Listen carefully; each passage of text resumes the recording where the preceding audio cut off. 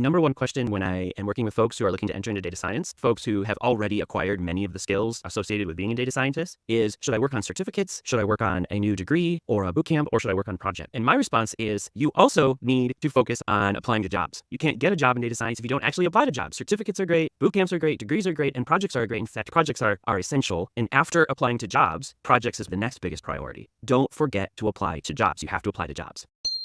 What if I don't feel qualified for the jobs that I want to apply for? The only way to know for sure, for 100% sure, if you could get interviews for those jobs or even get offers for those jobs is to apply. If you haven't applied, you don't know for sure. My response usually is, have you actually applied to those jobs? Now, if you've already done the applications and you haven't gotten traction, you haven't had the interviews or you haven't had the offers, that's when, only then, that's when you need to step back and reevaluate. Are you applying to the right kinds of jobs? Do you have a gap that you need to fill in, or some combination of the two? One of the biggest mistakes I see folks making is they will look at a job post, they will mistakenly think they're not qualified for the role, and then not apply. Actually, turns out, if you submit an application, you may very well get an interview, and you may very well get an offer. If you apply to a string of jobs that you don't get traction on, that's when, only then, that's when it's time to step back, reevaluate. Are you applying to the right kinds of jobs? Do you need to adjust your resume? Do you need to adjust other aspects of your strategy? Do you have gaps you need to fill in, or some combination of all of the above? But one of the best ways to find out if you're qualified for a job is to apply for that job and see if you get an interview. One of the best ways to research the job market, this goes for data science and any field really, is to start applying for jobs. When you apply to the jobs, if you get interviews, that is a strong signal, a market research tactic, that is a strong signal that you're qualified. If you don't get interviews, that's a strong signal you may not be yet ready for that position and you should look at other options.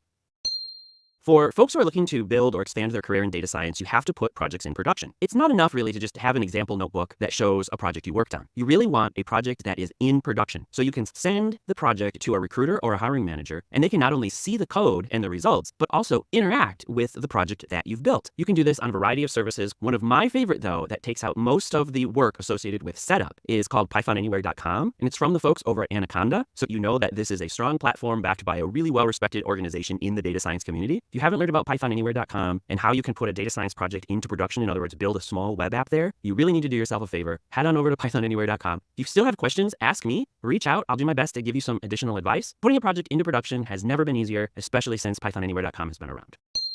And what they do at PythonAnywhere.com is they give you a platform where you can build a small web app, or even a large web app for that matter. And if you're trying to grow or expand your data science portfolio and presence online, you can use PythonAnywhere.com to put a data science project into production. And once you have that ready to go, now you have an actual working in production example of your work as a data scientist you can send to a recruiter or a hiring manager in the course of a job search. This is gold for folks who are looking to enter or level up their career in data science.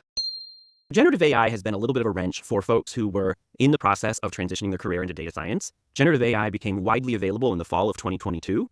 And a lot of the folks that I was working with then and am still working with now are asking me, with the rise of generative AI, have I missed the data science boat, so to speak? We don't know exactly how all of this is going to pan out. My gut tells me that so-called traditional, conventional, classic data science remains a viable career option for many. But with the rise and the advent of generative AI, we have more opportunity, not less. So the real challenge is just deciding, do you want to track your career more towards the traditional, so-called classic data science career options, or do you want to track your career more towards the newer, and I'll put air quotes around that. If you know me, you know that I preach that data science and generative AI aren't new, so to speak. Do you want to track your career more towards the newer generative AI options? Both are options. Both are viable. You have to do the research and you have to make the decision. And once you make the decision, that's how you move forward.